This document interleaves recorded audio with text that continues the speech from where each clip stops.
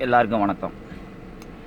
இப்போ இந்த hydro carbon எரிபொருள் எடுக்கிற திட்டத்தை வந்து நம்ம ராஜா அவர்கள் மரியாதைக்குரிய ராஜா அவர் பேட்டி கொடுத்துருக்காரு.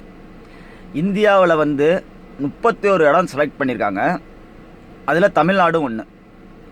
இந்த 31 இடம் செலக்ட் பண்ண நீங்கள் தமிழ்நாட்டில் எடுக்க வர்றாங்க.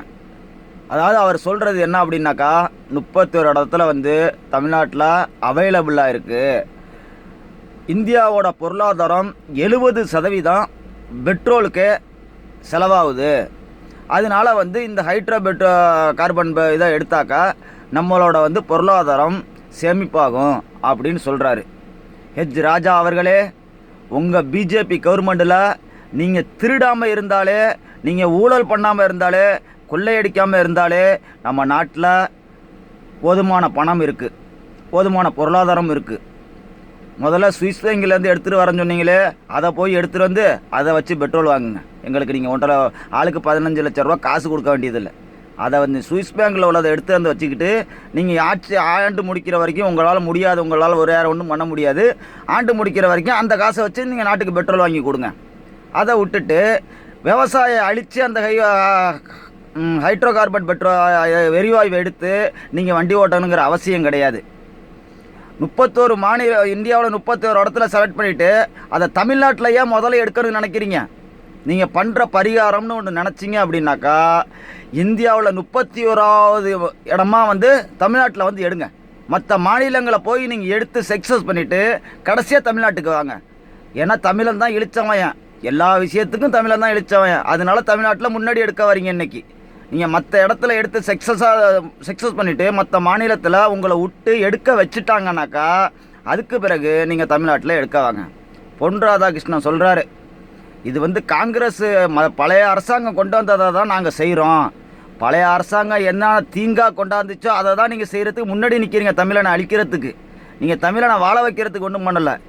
ஏன் நீங்கள் மத்திய அரசாங்கத்தில் தானே இருக்கீங்க? எய்ம்ஸ் மருத்துவமனை தமிழ்நாட்டில் ஏன் உங்களால் கொண்டு வர முடியலை? கேட்டால் இடம் இல்லைங்கிறீங்க. யாரை ஏமாத்துறீங்க? நல்ல விஷயத்தை தமிழ்நாட்டுக்கு கொண்டு வர மாட்டீங்க, கெட்டது பூரா தமிழ்நாட்டில் கொண்டாந்து குப்பையாக கொட்டுவீங்க. பழைய அரசாங்கம் கொண்டாந்துச்சு, திமுகவுக்கு அது உடன்பாடு இருக்குது, திமுகவும் சேர்ந்து தான் கையெழுத்து போட்டு வந்துச்சு அப்படின்னீங்க.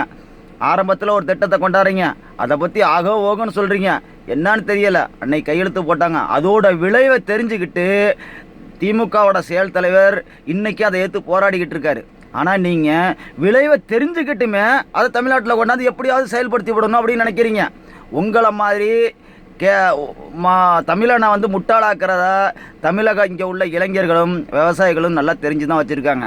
இந்த ஒரு நட ஆட்சிக்கு வந்துட்டீங்க, மோடி அலைன்னு. அடுத்த நட சுனாமி அலையடிச்சா கூட நீங்கள் எங்கேயுமே தலைகாட்ட முடியாது. இந்த 5 வருஷம் மட்டும்தான். இந்த 5 வருஷத்தில் நீங்கள் அதை கொண்டாந்து இங்கே செயல்படுத்திடலான்னு மட்டும் நினச்சிடாதீங்க. எங்களுக்கு தேவையில்லை. நீங்கள் தேவையில்லைன்னா விட்டுறன்னு சொன்னீங்களே, எங்களுக்கு தேவையில்லை. உங்களோட ஹைட்ரோ கார்பன் பெட்ரோல் எங்களுக்கு தேவையில்லை. நாங்கள் வரியை கூட கட்டி, வரியை அதிகமாக கட்டி நாங்கள் பெட்ரோலே வாங்கி நாங்கள் ஓட்டிக்கிறோம்.